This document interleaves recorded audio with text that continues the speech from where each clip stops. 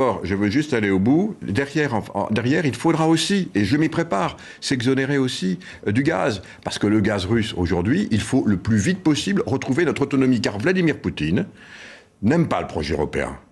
Il a tout fait depuis des années, et vous le savez, pour diviser l'Europe. On parle des vaccins. Il a essayé de nous diviser avec son vaccin Sputnik, qui ne marchait pas. On parle de l'état de droit. Il a tout fait pour s'ingérer dans nos démocraties. Avec Russia Today, avec Sputnik. Très bien. Sur le Brexit, on le sait. Et maintenant, il utilise le gaz pour précisément nous diviser. C'est la raison pour laquelle, moi, je suis de ceux qui disent qu'il faut qu'on s'en exonère le plus rapidement possible. Le plus rapidement, vous avez dit décembre. Non, je dis qu'encore une fois, décembre, c'est pour le fuel. Sur le gaz, je m'y prépare parce que sans ça, c'est lui qui va le couper. Il l'a déjà coupé en Pologne, il l'a déjà coupé en Bulgarie, il l'a déjà coupé aux Pays-Bas, en Finlande, vous venez de le dire, au Danemark. Donc, dans votre esprit, c'est quand? Ce serait quand? Mais on est prêt. Cette indépendance à l'égard du gaz russe. On est prêt aujourd'hui. Si jamais c'était coupé, on a bâti un plan avec mes équipes pour pouvoir y répondre. Mais notre intérêt, parce que c'est aussi notre intérêt, il y a les sanctions, il y a notre intérêt. Alors qu'est-ce qu'il y a dans le plan?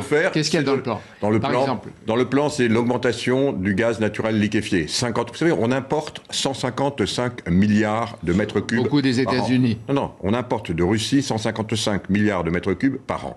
Là-dessus, il y a 50 milliards qui vont venir maintenant du gaz naturel liquéfié, en partie effectivement des États-Unis ou du Qatar. Deuxièmement, il y a 10 milliards supplémentaires sur les pipelines existants. Troisièmement, il y a l'accélération des éoliennes offshore et des panneaux photovoltaïques, c'est 25 milliards de mètres cubes. Quatrièmement, un sujet, et vous savez, on en a déjà beaucoup parlé, Jean-Pierre Elkabbach, le fait qu'il va falloir prolonger certaines centrales nucléaires qu'on devait fermer. La Belgique a décidé de le faire. Trois centrales sont en discussion en Allemagne, c'est 12 milliards de mètres cubes supplémentaires. Ensuite, des économies d'énergie, 12 milliards de mètres cubes. Ensuite, parce qu'il va falloir sans doute pouvoir le faire, transformer des industries qui fonctionnaient essentiellement au gaz au fuel, c'est 25 milliards de mètres cubes supplémentaires. Et enfin, parce qu'il faudra peut-être y passer par là momentanément, l'augmentation et le fait de redémarrer des centrales à charbon pendant quelques temps. C'est-à-dire le compenser. Des centrales à charbon. La essentiellement en Allemagne. La France en avait 4. L'Allemagne en 14. Donc il faudrait qu'elle réouvre les 4. Peut-être, c'est le dernier élément à avoir. Mais donc on a la panoplie. Voilà. Ce que je veux dire par là, c'est qu'entre-temps, si jamais effectivement on remplit nos cuves, on a intérêt à le faire. Voilà, on fait des sanctions.